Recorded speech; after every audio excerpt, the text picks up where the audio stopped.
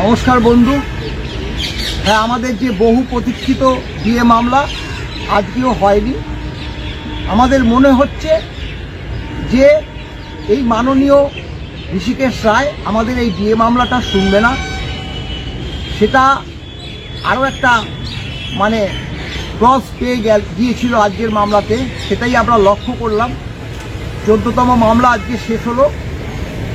March মাসের কোনো একটা তারিখে শোনা হবে বলেছে। বিস্তৃতভাবে আমাদের যে প্রেসিডেন্ট মাননীয় শ্যামল কুমার মিত্র মহাশয় আপনাদের কাছে সংক্ষেপে কিছু বক্তব্য পরিবেশন করবেন। প্রিয় কর্মচারী বন্ধুরা, 2016 সালে আমরা স্যাটে এই মামলাটা করি। 2016 থেকে আজকে 2025 সাল 10ম বছরে মামলাটা পা দিয়েছে এবং এর আগে 28শে নভেম্বর 2022 থেকে সুপ্রিম কোর্টে শুনানি হচ্ছে এবং সুপ্রিম কোর্ট শুধুই একটা করে তারিখ দিয়ে যাচ্ছে। এর আগে সুপ্রিম কোর্টের একাধিক নির্দেশ রয়েছে, জাস্টিস ডিলেড, জাস্টিস ডিনাইড। অর্থাৎ সুপ্রিম কোর্টের ভাষাতে কর্মচারীরা মহামান্য সর্বোচ্চ ন্যায়ালয়ে এসেও বিচার পাচ্ছেন না, তাদের জাস্টিস ডিনাই করা হচ্ছে। আজকের শুনানিতে আমাদের পক্ষ থেকে সুপ্রিম কোর্টের সিনিয়র অ্যাডভোকেট রহিফ রহুম, আমাদের সিনিয়র অ্যাডভোকেট বিকাশ রঞ্জন ভট্টাচার্য, ফিরদৌস শামীম, গোপা বিশ্বাস, এরা প্রত্যেকে উপস্থিত ছিলেন। কিন্তু আমরা দেখলাম যে মহামান্য আদালত এখানে পিটিশনার হচ্ছে সরকার পক্ষ, রেসপন্ডেন্ট আমরা।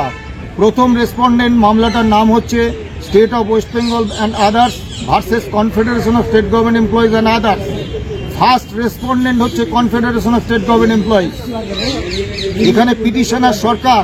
কাজেই নিয়ম, আমরা যতটুকু কোর্টের নিয়ম জানি যে প্রথমে পিটিশনার বলবেন, কিন্তু আমরা দেখলাম পিটিশনারকে কোনো কথা বলতে দেওয়া হলো না। ফার্স্ট রেসপন্ডেন্ট আমরা, আমাদেরকে কোনো কথা বলার সুযোগ দেওয়া হলো না। অন্য একজন আইনজীবী বলতে শুরু করলেন। পাটোয়ালিয়া সাহেব ছিলেন অত্যন্ত সিনিয়র অ্যাডভোকেট। কোর্ট তো একটা নিয়ম মেনে চলবে, হয় পিটিশনারকে প্রথমে বলতে দেবে, আমরা রেসপন্ড করব। এবং যেহেতু ফার্স্ট রেসপন্ডেন্ট আমরা, confederation of state government employees, আমাদের আইনজীবী বিকাশ রঞ্জন ভট্টাচার্য, আমাদের আইনজীবী সিনিয়র অ্যাডভোকেট রহিফ রহুম এবং আমাদের আইনজীবী শামীম, ফিরদৌস শামীম, এনারা বলবেন। পাটিয়ালা সাহেব ছিলেন, উনিও অত্যন্ত সিনিয়র অ্যাডভোকেট। সিনিয়রিটির ভিত্তিতে বললে বিকাশ রঞ্জন ভট্টাচার্য আগে বলবেন, তারপরে পাটিয়ালা সাহেব বলবেন। কিন্তু আমরা দেখলাম যে এদের কাউকে বলতে না দিয়ে অন্য একজন আইনজীবী, তিনি অন্য এক রেসপন্ডেন্টের আইনজীবী, তিনি বললেন, আমাদের মনে হচ্ছে আমরা মহামান্য সর্বোচ্চ ন্যায়ালয়ের প্রতি এবং বিচার বিভাগের প্রতি সবসময় শ্রদ্ধাশীল এবং আমরা এই 10 বছর ধরে মামলা চলার পরেও আমরা এতদিন পর্যন্ত মহামান্য ন্যায়ালয় সম্পর্কে কোনো রকম সমালোচনামূলক মন্তব্য কখনো করিনি। কিন্তু আজকে বলতে বাধ্য হচ্ছি, যেন ঘুরপথে মামলাটাকে পিছিয়ে দেওয়ার একটা সুযোগ করে দেওয়া হলো। আবার মার্চ মাসে ডেট পড়েছে। আমরা আশা রাখছি যে মার্চ মাসে যে নতুন বেঞ্চ হবে, অনারেবল জাস্টিস ঋষিকেশ রায় তিনি রিটায়ার করছেন 31শে জানুয়ারি, তাহলে নতুন বেঞ্চ তৈরি হবে। সেই নতুন বেঞ্চ আমরা আশা করছি আমাদের মামলাটা শুনবেন। এবং সবথেকে বড় কথা, যখন মাননীয় বিচারপতিরা বলছিলেন লং টাইম লাগবে এ শুনতে, আমাদের আইনজীবী বিকাশ রঞ্জন ভট্টাচার্য অত্যন্ত স্পষ্টভাবে বলেছেন যে আমাদের আইনজীবীরা মনে করেন এই মামলাটা শুনতে খুব বেশি হলে 15 মিনিট সময় লাগতে পারেন। কিন্তু মাননীয় বিচারপতিরা মনে করছেন যে অনেক সময় লাগবে, মামলা পিছিয়ে গেছে। আমরা কর্মচারীদের কাছে একটা বার্তাই দেব যে কম বেশি 10 লক্ষ কর্মচারী এবং পেনশনার, শিক্ষক, শিক্ষাকর্মী এই মামলার রায়ে উপকৃত হবেন। আমরা কর্মরত কর্মচারী এবং শিক্ষক, শিক্ষাকর্মীদের কথা বাদই দিচ্ছি, কিন্তু যারা পেনশনার, তাদের সামান্য পেনশন, তারা একে একে আমাদের ছেড়ে চলে যাচ্ছেন। তারা শেষ বয়সে সামান্য পেনশনে তাদের সংসার চলে না, ওষুধপত্রেই বেশিরভাগ খরচ হয়ে যায়। তারা শেষ বয়সে মামলাটার রায় দেখে যেতে পাচ্ছেন না, মামলাটার রায় কার্যকর হলে যে সুবিধা পেতেন সেই সুবিধাটা পাচ্ছেন না।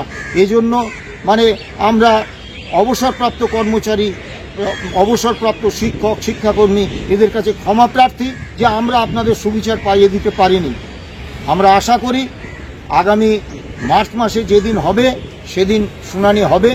আর একটা জিনিস অত্যন্ত স্পষ্টভাবে বলি, আমরা একটা কর্মচারী সংগঠনের নেতৃত্ব দিই, কর্মচারীরা আমাদের বিশ্বাস করে এই মামলার দায়িত্ব দিয়েছেন। আমরা আন্তরিকতার সঙ্গে সততার সঙ্গে এই মামলা চালিয়ে যাওয়ার চেষ্টা করছি।